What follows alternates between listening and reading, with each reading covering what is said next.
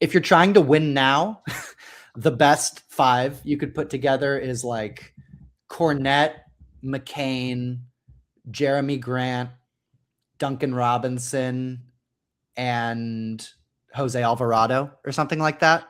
Yeah, I guess I kind of take it back. Like, that's the Kings.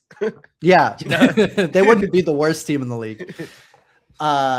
If you're, but a lot of this is just going to be kind of second draft type stuff. Like, oh, we really love Jordan Walsh in the draft, and we want to get him in our program. And exactly, the name that was immediately coming to mind was Gerald Wallace, who was this hyper athletic wing out of Alabama, entered the league super young, barely played his first 3 years in Sacramento. And then the expansion draft happened. Sacramento lets him go because Sacramento doesn't know who's good on their roster ever. And he goes to Charlotte and becomes an awesome two-way activity wing. So it's going to be guys like that who emerge simply because opportunity is finally presenting itself. Yeah. If I was running this expansion team, I think my first pick would be whoever I like more in my building between Thomas Sorber and Nikola Topic, as like, this is going to be our lottery talent guy who just hasn't gotten a chance yet due to injuries and illness in the case of Topic. And he's going to be like the anchor before we make our first draft pick. And then Sorber, not a lottery guy, but I agree.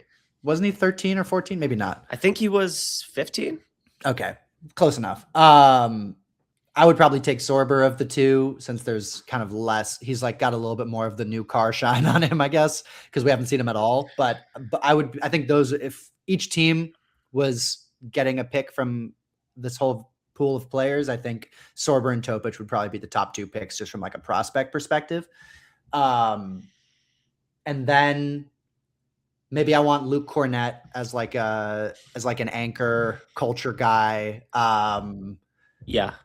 And then again, maybe you get a wild card like a Paul George who's cut loose, but it's unlikely because even the teams that are overpaying guys like Paul George are better off not letting those guys walk for nothing. Yeah. I think where this leaves me is I don't know how expansion is going to go. I think like we do have a lot of talent in the league, but those teams are really going to suck. And I do kind of see the Bill Simmons perspective of like, we have a third of the league right now that doesn't care to win. And we're going to add two more teams in that are going to be in the mix of those teams and maybe towards the bottom. What is that going to do to competitiveness on a night-to-night basis? I think there's a difference between saying the players on the worst teams in the NBA are so skilled and so good at the game of basketball. There's a difference between that and saying like there's not enough room for them. Yeah. Which is something I've said recently. And the more I look at this, the more I feel like maybe there's a ton of talent, but the spread isn't so pristine that we are just going to comfortably add two more full rosters. I don't know.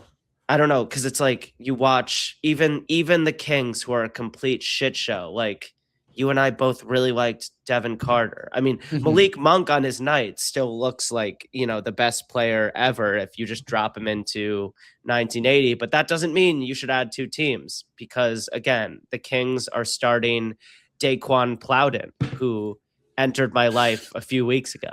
He just entered my life when you said his name right now. I've never heard of him. Yeah. I think like one expansion team could be okay. Two, I do think like we're going to get stretched pretty thin here. And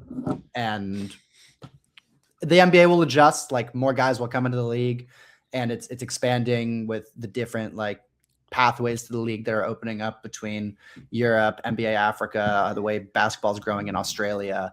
But where's China, dude?